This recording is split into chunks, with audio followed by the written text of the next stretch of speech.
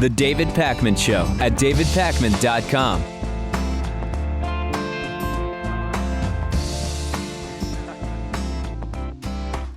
Today is a good day to break down some of the hysteria and hyperbole surrounding coverage, particularly in corporate media, of Ebola. Also some of the demands and claims from right-wingers around this issue, specifically with regard to President Obama's handling of the Ebola issue.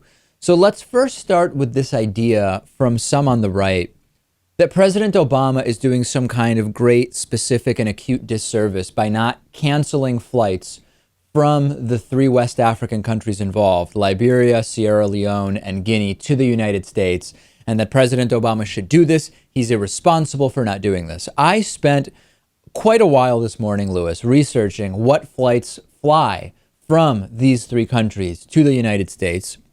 And unless I've drastically missed some kind of obvious piece of information, there are no such flights. And in my research, I was able to uncover only that there is a flight that happens sometimes from Nigeria to the United States. Of course, that is West Africa, but it is not one of the involved countries. And it just doesn't seem like the flights exist that right-wingers are criticizing President Obama for not canceling. Not really that surprising. I mean, how much traffic are we really getting from these countries? I understand their paranoia and their fear, but even if there were flights coming in from these countries, how realistic would it be to shut them all down anyway? Well, and forgetting for a second that we shouldn't forget, rather, that at the same time, this would be President Obama acting unilaterally to limit or affect the decisions of businesses, which he shouldn't be impinging on. So we would be hearing those criticisms as well. But factually speaking, most of the people that are coming to the U.S. from these countries are flying sometimes through London, sometimes through Belgium or other countries. So which flights specifically are you suggesting President Obama cancel? That's the simple and direct question I would pose to those who are criticizing the president for not having, quote, canceled those flights. I think that would be a good question. And let's remember that even if these flights were canceled, the hypothetical flights, there are American citizens who might get this disease, and they would need the care we have over here. They'd be entitled to it, but they wouldn't be able to get over here unless there was some special thing arranged. And we'll talk about that kind of abstract fear of the contagion a little bit later. Next bit of hysteria has been from the over Ebola, has been from the religious right. And Matthew Hagee, who hosts this Hagee Hotline religious thing where people write in, kind of a 700 Club type thing where people ask questions and Matthew Hagee responds.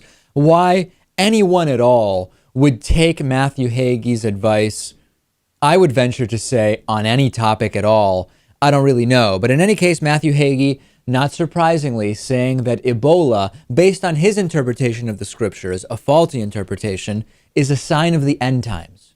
Ebola fits with what Jesus Christ said in Matthew 24 and 7. In Matthew 24 and verse 7, he said these things were going to transpire in the world before he returned. Nation would rise against nation, kingdom would rise against kingdom, and that there would be famine and pestilence. Pestilence is an illness for which there seems to be no cure. That would certainly describe Ebola. You might be asking, what else has been a sign of the end times for Matthew Hagee? There's a pretty long list. Matthew Hagee said that the Navy Yard shooter was clearly a sign of the end times. That was years ago at this point. Matthew Hagee said that the Defense of Marriage Act ruling by the Supreme Court was a sign that the rapture of church was about to occur. His dad, who's also a pastor, John Hagee, said that the crisis in Ukraine was the beginning of the last days. Lewis, when is it going to be? Because it seems that they're just throwing darts at a wall blindly and saying this is all just a sign of the end times, yet it never happens. People like Matthew Hagee and his father have been saying things like this for probably close to 2,000 years. And you know what? You can't attach anything to it because it's totally devoid of substance. These guys almost seem like they would derive some pleasure from the end times. Like when they imagine the rapturing of millions or billions of people, it's almost like they get off on it. A lot of people do. A lot of people love the idea of the end times and the rapture because they will ascend. They will go to heaven and it'll be great. They'll get to see Jesus and friends. Can we all agree that that's the heaven version of Fox News, right? Instead of Fox and Friends, it's Jesus and Friends. They're pretty similar. Can we all admit that if this rapture really is about to happen, we should all stop giving money to people like Matthew Hagee and Pat Robertson, right? I mean, what's the point? At this point, what is your donation to them or to your church going to do for you? I don't know. Maybe it'll get you an extra, 200 square feet in your condo in heaven. You're not going to need the money. You might as well give it. I like how he talks about pestilence. The real pestilence is people like Hagee hiding behind their religion to either scam people out of money or discriminate against others. That's the true pestilence I've identified. I would call the religion itself a pestilence because they'd have to be selling some type of tangible product otherwise. Fox News's Shepard Smith has once again become the lone voice of reason amongst traditional right-wing media when it comes to yet another issue, in this case, Ebola. And there's no question, right, that Ebola is a scary disease with horrifying symptoms. But the reality is, to the average American, it poses very little, a very small threat, right? The individual likelihood of an individual American contracting Ebola is so low that you should really be more worried about crashing your car and dying as you drive home while listening to a report about Ebola than you should be about contracting Ebola. That being said, we don't want to conflate that issue with that of not caring about things like a Western African Ebola outbreak when it starts, and we identified it back on June 27th when we first covered it. These are two separate issues, and Shepard Smith was focused on that first issue, right? The issue of the panic and the hysteria over Americans contracting this disease and an outbreak in the U.S., which right now is absolutely not something that is likely to happen. Things could change, but as of right now, there is no evidence at all that that is going to happen. Shepard Smith single-handedly, in mere seconds, picking apart all of the hysteria. Check this out. Together now. For the next few minutes, I'm going to give you the facts on Ebola. It'll take just 3 minutes. But first, today, given what we know, you should have no concerns about Ebola at all. None, I promise. Unless a medical professional has contacted you personally and told you of some sort of possible exposure, fear not. Do not listen to the hysterical voices on the radio and the television or read the fear-provoking words online. The people who say and write hysterical things are being very irresponsible. Here are the facts. A man contracted Ebola overseas. Tragically, he was dying in a Texas hospital. He was at his most contagious while showing the most severe symptoms. That's how Ebola works. But as we all now know, if you don't show symptoms, you are not contagious. She did not show symptoms, according to the doctors. You have to remember that in the middle of all of this, you have to remember that there is politics in the mix. With midterm elections coming, the party in charge needs to appear to be effectively leading. The party out of power needs to show that there is a lack of leadership. So the president has canceled a fundraising trip and is holding meetings, and his political opponents are accusing his administration of poor leadership. For the purpose of this fact dissemination exercise, those matters are immaterial. Making very sober and reasonable points here. And on so many issues, Shepard Smith is not kind of towing the party line or the media line or the executive line. Remember when there were so many in right-wing media, including on Fox News, calling Staff Sergeant Bo Bergdahl a deserter, a traitor who need not be even rescued. Shepard Smith was the voice, Lewis, who said, hold on a second, those in the media don't decide who's a deserter and who's a traitor. That's something that is left to an actual formal proceeding within the military and the legal system. It was Shepard Smith who said, when we were looking at what was happening with ISIS and what was happening back in Iraq, who said, are we about to be drawn back into a conflict in Iraq? The same people who 12 years ago told us this would be quick, this will be inexpensive, this will be easy, are now telling us it's the right thing to do. Who's thought this through? Shepard Smith, Lewis, occasionally the true voice of reason on that channel. Occasionally. It needs to happen more often. Perhaps it should have happened with Benghazi, or a myriad of other topics.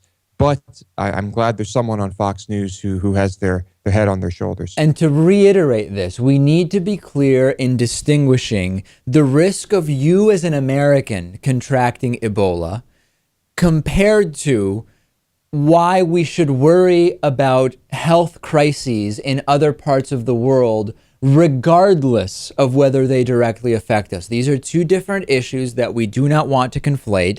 And I think that when you pull up Drudge Report, and there's 35 stories as of 30 minutes ago, 35 stories on the front page about Ebola, there is fear-mongering, there is panic, and it's very ratings-driven, Lewis.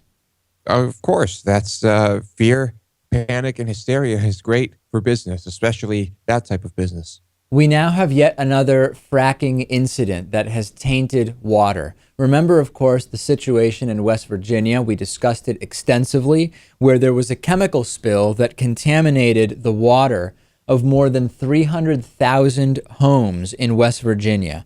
And it eventually made its way to the Ohio River, or to Ohio rather, via the Ohio River. And we had a situation where we had water that not only, forget about drinking the water at that time in West Virginia, you weren't even supposed to come in physical contact with your skin with that water, licorice flammable water. Lewis, I hope the audience hasn't forgotten about that situation. Same here. How could you? That was perhaps one of the most disturbing things we've covered on fracking. A couple of weeks ago, we told you about how there's a new plan to actually frack beneath the Ohio River. Obviously a boneheaded and absurd idea. We now have news from California. California, we've talked about it. The drought situation in California is the worst in 50 years. We have a very, very real potential here for a true water crisis in California. And what's happening in California with fracking and water? Aquifers that supply drinking water as well as irrigation water for farms, and think about how much of our food is grown in California, have recently had to swallow almost 3 billion gallons of tainted wastewater from hydraulic fracking that's going on nearby. Fracking involves blasting these huge volumes of pressurized water and proprietary chemicals into layers of rock far underground. The oil and the wastewater then come to the surface. The idea is that this wastewater is handled and does not mix in ever with irrigation water used to grow food or with drinking water.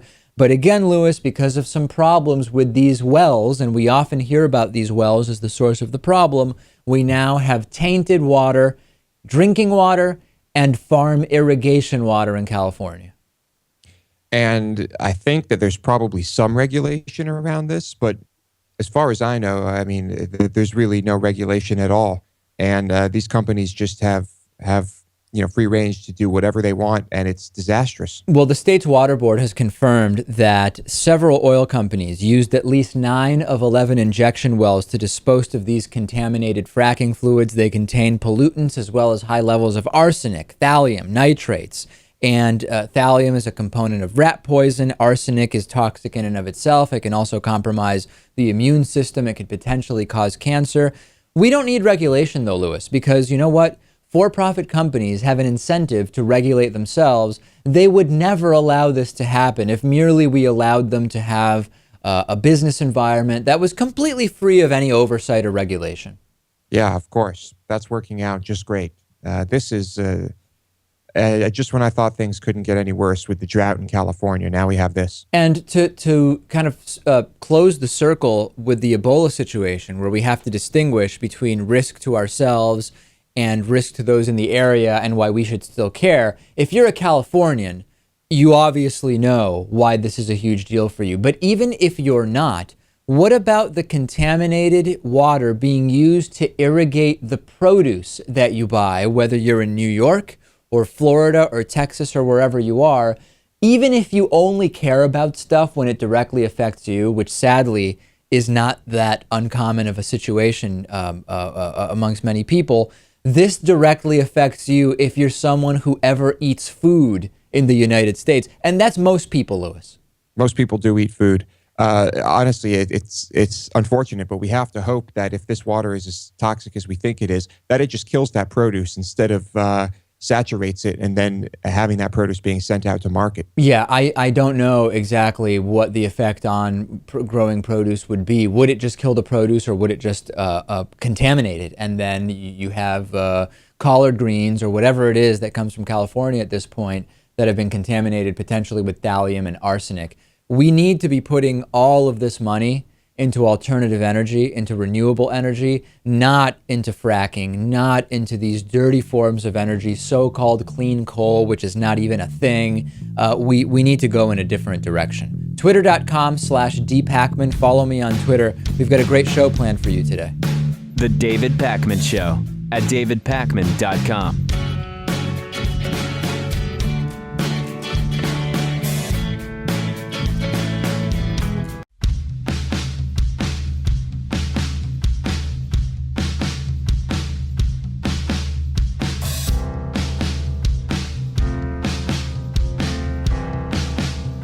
Welcome back to the David Pakman Show.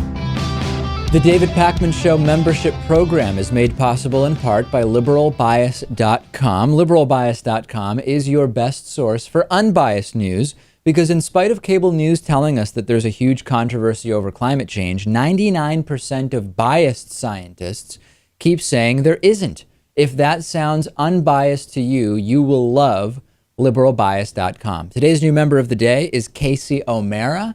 Casey O'Mara, thank you for being a David Pakman Show member. We couldn't do it without you. You can become a member at davidpakman.com/membership. And also some sad news. I was contacted by the wife of longtime David Pakman Show member Peter Cope. And sadly, Peter Cope has passed away. And it was very, very sad to hear about Peter's passing, and a longtime member, supporter of independent media, sent us stories, really loved the show, and I don't know the specific circumstances of Peter's passing, but very sad, and our condolences to Peter's family, and really just a good guy, Lewis, that was a supporter of ours for years, and a very sad news that I received today. That's too bad. I hope there was no suffering involved. Today's recommendation is a documentary recommendation. The documentary is called Spinning Plates. It's available on Netflix. It's available elsewhere. It's kind of a food documentary, but really it's not, in the sense that the documentary tracks 3 different restaurants. It looks at one restaurant, a very high-end restaurant in Chicago called Alinea, a Michelin, 3-star Michelin restaurant in Chicago, as well as kind of a family restaurant in Balltown, Iowa, and a small family-run Mexican place run by Mexican immigrants, an immigrant couple, in fact, in Arizona. And I encourage everybody to check out this movie because even if you don't care about the food-related parts of it, it's really a documentary about socioeconomic status. It's a documentary about class. It's a documentary about privilege as well as community. As far as immigration, it also is a very interesting documentary. I don't want to give anything away. The personal stories contained within it are very, very interesting. But I actually saw it twice. I watched it once by myself and once with some other people. Spinning Plates is the name of it. I could not recommend it more highly, Lewis. It sounds great. I love watching documentaries about restaurants. It's just a fascinating industry. I never want to own one, but I have worked in them. And also a documentary like Jiro Dreams of Sushi or 3-Star really highlight, I think just a lot of the chaos in some of these restaurants. Yeah, and I've seen Jiro Dreams of Sushi. Excellent. I may have even recommended it. I have 3 stars, which is also about the Michelin rating system. I have not seen that, but I have it in my Netflix queue. But with certitude, Lewis, I can tell you, I want clarity this evening. Spinning Plates is absolutely worth watching. If you have seen it, or if you do, based on my recommendation, let me know. And let me know your thoughts. I'd be very, very interested to hear from people. We know now that there should be a simple process for having a same-sex marriage in North Carolina. However, it doesn't seem like things are quite so simple. In Elizabeth City, North Carolina, William Locklear and his partner, Randall Jackson, went to get married. Two men were going to get married at the court magistrate's office. They never got that chance because County Magistrate Gary Littleton refused to perform the marriage for the same-sex couple, according to Chief District Court Judge Christopher Bean. Same-sex marriage did become legal in North Carolina after a judge struck down the state's ban on Friday. And according to Judge Bean, quote, "My understanding is that a couple came and asked to be married, and he refused to marry them based upon his, I guess, religious or moral principles. I suppose that it can be construed that he broke the law, because that is a duty that the magistrate has to perform marriages." Bean said that the North Carolina Administrative Office of the court sent a preliminary memo to the magistrates saying magistrates should begin immediately conducting marriages of all couples presenting a marriage license.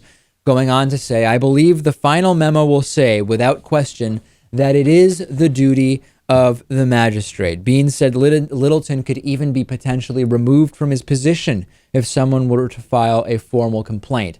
We have to be aware of this, Lewis, because there's this amazing hypocrisy, this blatant double standard by which we see these so-called constitutional conservatives, the religious, pro-family, moral majority right, respect states' rights, except when it's determined that the state is no longer going to be doing something that they agreed with, and all of a sudden they take it upon themselves to unilaterally ignore what is the law of their state and do whatever the hell they want, now apparently based not on the Constitution, but based on their individual beliefs.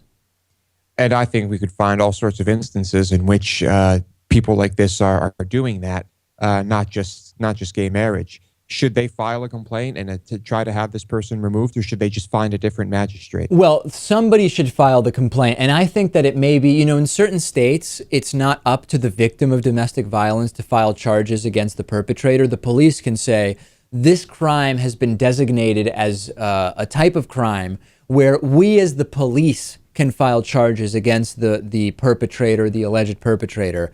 In this case, if you have an employee of the state blatantly violating what is that state's law, it shouldn't be up to the specific couple who was on the receiving end of that legal violation. It should really be up to, and it should be the responsibility and duty of the state itself to say, we're not going to have people working for us that are just blatantly violating the law. I don't think it even should be up to the couple, Lewis. I think, yes, it should be in the state's best interest to weed out people like that. And this type of thing is going to happen for a while. The ban just happened. But I think this magistrate clearly needs to go. I'm increasingly convinced that Republicans just can't win elections fair and square, or at least they're very, very worried about not being able to win elections fair and square in the future. A federal appeals court put on hold a ruling that struck down a controversial Texas voter ID law based primarily on the approaching election. This is a Texas voter ID law which required voters to produce government-issued ID before casting a ballot. It was struck down last week by U.S. District Court Judge Nelva Gonzalez Ramos, who called the measure an unconstitutional poll tax. Makes sense. However, the U.S. Court of Appeals for the Fifth Circuit stayed the ruling, saying there is value to preserving the status quo, basically saying we're now so close, time-wise, to when voting is set to begin, that it would be confusing or otherwise disorderly to now change the rules. So even though the lower court decided that this is an unconstitutional law, it has been stayed merely as a result of how close we are. We are proximate time-wise to this election. The appeals court rather pointed to the Supreme Court's decision earlier this month, which stopped Wisconsin's voter ID law from going into effect because of the same reason. Listen, this is just too close to this upcoming election. It's obvious what's going on, isn't it, Lewis? Increasingly as a result of demographics, right? The changing demographics of the electorate in many marginally or slightly red states. And Georgia is one of these. Texas is one of these. In conjunction with the realization that we do have a kind of liberalization from our broad electorate on the issues. Now, people are still very, very susceptible to being pushed in one direction by biased questions, right? Do you think the government should take over healthcare? No, people don't want that. However, if you ask people, does the government have some kind of basic responsibility to provide a basic level of care to everybody, regardless of what job they're working, their ability to pay, or anything else? And people actually say yes. For the first time ever, we have a majority of the country agreeing that there should be, at minimum, same-sex unions available, if not marriages, that there should be legal and safe access to abortion, right? We see where people stand on the issues. And Republicans know they have to rely on things like these voter suppression laws, push polling, telling people that the election is on a different day. They are realizing, Lewis, that things are not going in a positive direction for them. And this has been happening for some time now. Yeah. The deceit, the trickery, and this nonsense. It's funny what percentage of these people who are in favor, legislators who are in favor of voter ID laws, are the same people who want no boundaries to cross or no IDs or anything when they want to buy guns, right. And things like that. That not only that, there's that controversy, Lewis, and then that's like a very specific double standard, which is really good to point out. And then there's the broader one, right, which is government really should be doing nothing. We shouldn't have regulation on stuff. Businesses should regulate themselves.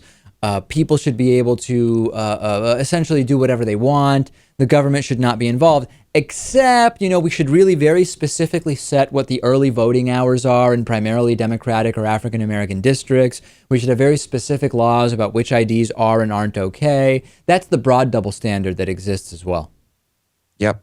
And it's incredible. But luckily for us, these voter ID laws have been shut down and luckily we don't have to deal with it. Yeah, in some states, although we still have, as Brad Friedman told us, we have a serious, serious problem that is continuing to build in some other states. We'll take a break. We'll be back after this. The David Pakman Show at davidpakman.com. Welcome back to the David Pakman Show. We'll take a quick pause from criticisms of President Obama to mention that on the jobs front, things continue to improve. The number of people seeking U.S. unemployment aid dropped to the lowest level in 14 years last week, which is the latest sign of a strengthening labor market. The Labor Department said that weekly applications for unemployment aid fell 23,000 to a seasonally adjusted 264,000, the lowest level since April of 2000, more than 14 years. Given that the U.S. population has grown considerably since then, the proportion of people is even more significantly lower than just the raw numbers would suggest. Now, let's remember, discouraged workers, people who are working part-time instead of full-time, and by discouraged, I mean people who are no longer applying because they've simply given up, those are issues. But when you talk to right-wingers on this, and this is so key, people need to understand this. When a right-winger says to you, the numbers aren't good, David, or Joe Liberal, or whoever you are, Joe the plumber, maybe you're actually a real plumber and your name's really Joe, who knows, maybe you didn't lie about that. The numbers aren't good because you're only looking at what's called the U3, not the U6, which includes the people who have been so discouraged by not finding work that they've stopped looking. What you can say is go back and look at the chart that tracks the U3, the U4, the U5, and the U6 back to Ronald Reagan's era, and you will see that they have basically moved in parallel for the last 25 or 30 years. And what that tells us is that the U6, the number of people who are in broad terms underemployed or discouraged or marginally employed is not particularly higher relative to the unemployment rate now compared to at other times in history, bearing in mind, ladies and gentlemen, that we do have more people than ever living in this country. And this is just so key for people to understand, because right-wingers are getting away with a lot by just saying, look at the discouraged workers, look at the labor force. Hold on a second. Let's look at the history of the rates of those measurements, and let's consider that there are way more people in the U.S. today than ever before. Important things to mention. Yeah. Things, there's a trend here. Things are getting better. Then, of course, you got to look at all the numbers. But, they're going to put up a fuss and they're going to say the numbers will look bad. They're going to twist things. But that's just how it goes. Now, the reality is that in spite of all the bad stuff that President Obama has done, which we talk about all the time, he has achieved what Mitt Romney said he would achieve in 4 years in only 2, dropping the unemployment rate to 6% or below. Mitt Romney said he would need to cancel Obamacare, to repeal Obamacare in order to do it. President Obama has not needed to do that and still accomplished it in half the time. Let's remember the facts, ladies and gentlemen. Hey, Steve Harvey, Lewis. Now, Steve Harvey is kind of like a comedian, actor, TV host type of guy. Is he a guy who has been on your radar in any significant way? No, but I'm aware of him. I mean, he makes his presence known. No question about it. I had no idea at all that Steve Harvey was an anti-atheist, anti-agnostic, blatant misogynist who seems to be living in a world that is completely disconnected from any kind of reality when it comes to moral thought and philosophical thought and equality when it comes to gender. I came across some clips of Steve Harvey first talking about how why would you ever date or even talk to someone that doesn't believe in God? Those people are clearly idiots. Check this out. Does he have a relationship with God? You sitting up here talking to a dude and he tells you he's an atheist, you need to pack it up and go home. You talking to a person who don't believe in God, what's his moral barometer? Where is it at? It's nowhere. Speaking of God, you say in the book that you wouldn't go out with a woman. I guess a woman should not go out with a man who doesn't believe in God. No, I mean, why would you? Well, do you believe that only people who are religious are ethical and moral? No, I just believe if you don't believe in God, then where's your moral barometer? That's just me talking. I understand. You can believe what you want to believe, but if you're an atheist, you're basing your goodness and morality on what? I mean, but what is an atheist? I don't really get into that. I've talked to people all the time. I'm an atheist. I just walk away. I don't know what to say to you. Well, an atheist is someone who doesn't quite believe that there is somebody out there, some God out there. Well, then to me, you're an idiot. Okay, well... So I'm cool with that. I'm just probably not the right politically correct thing to say. But if you don't believe in God, I mean, really, you got to have an explanation for this. You just can't tell me this spun out of a gastrous ball. Yeah. And then all of a sudden, then we were evolved from monkeys. Why we still got monkeys? It's too much open here. I just believe that. And if you don't believe that, then I don't like talking to you. I see. And then also presenting what I guess he considers to be some kind of an insightful view of gender roles and women's issues. I don't know. Check this out. My husband loves sports, watches it all the time. I didn't even know there were so many ESPN channels. However, when I try to be engaged or ask questions, he looks at me like, what are you doing? Well, I mean, he knows this is not sincere. You're not really interested in the game.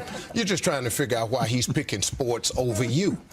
The guy been a sports fan all his life. He's got to get ready for Monday morning. He's got to go to work, let everybody know. He's got an armchair quarterback. He's got to tell them, I saw the play. We got to be abreast to this so we can participate as men the next day. We don't have time. Why is everybody yelling? Because they scored. Scored what? A goal. How many points you get for a goal? Hey. All right, Steve. I'm watching the game here. Right. Yeah. I was stunned by this. Not that Steve Harvey presents the moral barometer for people and not that he should or anything like that. But a lot of people really like Steve Harvey. They think his show is funny or they think his comedy is funny or that he's just this kind of nice all-around guy. He's saying if you don't believe in God, not only does he not understand it, but you're an idiot. Yet the logical thing seems to be to believe the story about a Jewish carpenter in the sky who was born to a virgin, died, and was resurrected. That's the obvious belief to Steve Harvey. If you don't believe that, then you're an idiot. I was shocked by this. I had no idea. I mean, I liked him before this. Now every time I see him do anything, I'm going to think of this. And not that I watch, not that I watch TV and watch the shows he hosts or whatever, but very surprising. Yeah, and if you need an ancient book from the Middle East to tell you right from wrong. This is that issue of morality. He says, how can you have a sense of morality, of right from wrong, if you don't believe in God? If what you need to have a sense of morality is a probably mistranslated book from the Middle East thousands of years ago, that to me is a red flag, right? If someone comes to me and they said, if I didn't have this book from the Middle East to tell me what my morality is, I wouldn't have morals. I wouldn't know right from wrong. I'm really concerned about that person's well-being. This implies that someone who is born in, let's say, a remote village and is never even told about religion or God, that person just cannot be a moral person. They don't have the belief in a specific God informed by this so-called sacred text from the Middle East. Absolutely right. They couldn't possibly be moral. Yeah, it's an incredible claim to make, and Steve Harvey has made it numerous times. You can Google around and find that this is a claim he has made many, many times. We'll take a break. I have your voicemails coming up. We have great news from the autonomous car world. I'm excited to share that with you. The David Pakman Show at davidpakman.com.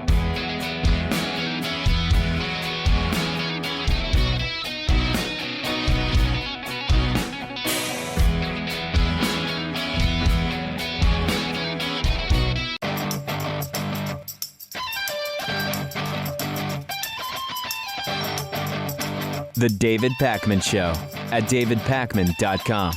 Lucas Oil is this really big California-based oil products company, and the annual revenues are in excess of $150 million. And the co-founder of Lucas Oil went on her Facebook page and she complained that she's, quote, sick and tired of minorities running our country. This is Charlotte Lucas, who founded Lucas Oil with her husband, Forrest Lucas, back in 1989. They now live in Indianapolis. They called out atheists and Muslims as the main targets of her ire. According to RTV6, she deleted the post on Facebook after the fallout. She wrote, "I'm sick and tired of minorities running our country. As far as I'm concerned, I don't think that atheists, minority, Muslims, minority, nor any other minority group has the right to tell the majority of people in the United States what they can and cannot do here. Is everyone so scared that they can't fight back for what is right or wrong with his country?" When she was contacted about her comments, she told reporter Rafael Sanchez she did write it, but she doesn't want to discuss it. She doesn't want to elaborate any further. Louis, especially not to a guy named Rafael Sanchez. Yeah, but good point. Yeah, Rafael Sanchez was probably not the guy who was going to get her to open up about her disdain for the control minorities have. I didn't realize minorities controlled the country. Well, David, we have a Kenyan, Indonesian, Muslim, atheist, antichrist as president. Yeah, I guess that is the one example they could potentially point to. They recently gave a local TV station a tour of their 25,000 square foot mansion. I don't know what on earth this is about, because you have this big company. You're living this happy life in Indianapolis. Well, happy actually may be an overstatement. You're leading a life over which you don't have concern about money. As we know, rich people often are not particularly happy. Why do you need to even start complaining about minorities running the country? You're doing fine. Just buy a boat and go out on the boat or do something. Why even get involved in being angry at minorities? Because you are this righteous person who needs to right what is wrong with the world. I think this is proof that money can't buy happiness. Yeah, if we've ever seen that proof, it's in this incredibly rich woman telling all of her Facebook friends that minorities running the country is really a big problem for her. She doesn't like it. Really great news from Elon Musk, the founder of Tesla Motors, the electric car company. Tesla Motors has unveiled a new autopilot feature for the company's line of electric sports cars. And after doing that, Elon Musk told Bloomberg TV that what he calls a fully autonomous vehicle could be available within a decade. This is amazing. He says that will be the case at some point in the future, maybe 5 or 6 years from now. I think we'll be able to achieve true autonomous driving, where you could literally get in the car, go to sleep, and wake up at your destination. He also stressed that the new autopilot system of Tesla uses radar, ultrasonic sensing, and cameras to create like a smart cruise control. That is not the same as a self-driving car, saying, quote, autopilot is what we have in airplanes. For example, we use that same term that is in airplanes where there is still an expectation that there will be a pilot. The onus is on the pilot to make sure the autopilot is doing the right thing. An autonomous car, a fully autonomous car, is a different thing where there is no longer an expectation that there is a human overseeing the minutia of the decisions being taken by the car's computer. I think that this is a really good thing, Lewis. People who have been listening to this show, watching the show for a while know that I believe, and how could anyone deny, that driving is a really, really dangerous thing, that we need some kind of vehicle autonomy, particularly when it comes to highway driving. It would have a huge positive impact on traffic if all vehicles on the highway are controlled by a computer. They can go faster, they can be closer together. You have less slow people in the fast lane that are completely obstructing traffic and creating bottlenecks. I truly look forward to when this technology is commonplace, and I think that there will no doubt be issues and problems to figure out. I'm not saying it's all pie in the sky, waterfalls and bubblegum cotton candy, but I think that this is absolutely the right direction to go in. It's a good direction. I'm comfortable. I would feel comfortable when this technology is totally ubiquitous and we have full immersion. But during that transition period, I'm still going to be a little skeptical. I'm still going to be a little bit worried. And Lewis, this is no different than the concerns that started when mostly people were being moved from one place to another by a horse-driven carriage. And all of a sudden, you've got these fast, loud vehicles on the road. People said the same thing, right? But we figured it out. Oh, and I'm sure we will figure it out, yes. But I may not want to be next to some of those first cars on the highway. That's all I'm saying. All right, let's go to your voicemail, 219-2-DAVID-P. Here's a voicemail about something that seems to have caused this particular viewer a little bit of confusion. Listen to this. Hi, David. Wednesday night you talked about Argentina and the debt owed by Argentina, and really didn't go into it much. But the impression I had was that you really don't like the president. Is it really your president? Are you an American citizen, or what? I was confused by that whole bit. Okay. But anyway, that you didn't believe her. Yeah. So let me update the audience as far as my legal status in this country, Lewis, because I know that this is something that is important to more than just this one caller. I'm an American citizen. When I was 17, my parents became American citizens. So being not yet 18, I was able to simply go to the post office and fill out a passport application, and that made me an American citizen immediately. I currently have a lapsed Argentinian citizenship. There has been no particular reason why I needed to have an Argentinian passport during the last 12 or 14 years. So my Argentinian citizenship has lapsed. However, if for some reason, specific or general, or I just wanted it, I wanted to have my Argentinian citizenship again, I could certainly go to the consulate or embassy here in New York City or even in Argentina, and I could get that Argentinian citizenship again. So I hope, is that clear enough, Lewis, to people? I'm here legally. I think it's clear to me. Of course, I already knew that, but that should make people happy, yes. On today's bonus show, an MIT student questions the Mars mission, an atheist wins a settlement over faith-based rehab, and bestiality. Legal in Denmark? Could this be? Lewis will tell us about it and much, much more. DavidPakman.com/membership is how you become a member. Thanks to everybody who has become a member.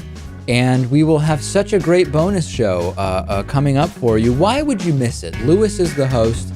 I'm the sidekick, and it's just fun for everybody. We'll talk to you then.